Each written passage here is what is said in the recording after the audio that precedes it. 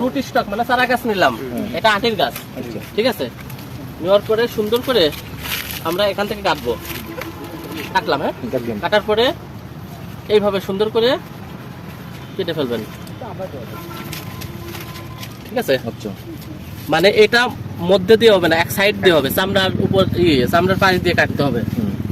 আমরা যতটুকুই নিলাম এটা, হ্যাঁ ঠিক ততটুকুই আমরা এই সায়নটাও কাটবো এরকম, ঠিক আছে।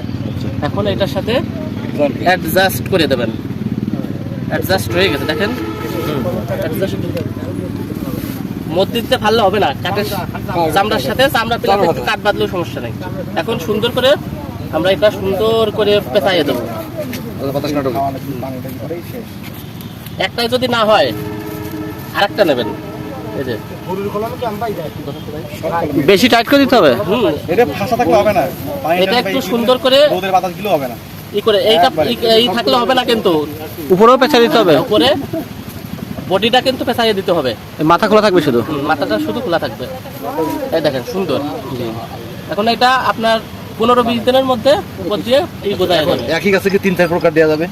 ডাল থাকলে ডাল থাকলে আচ্ছা কি কি গাছে কলম করা যায়?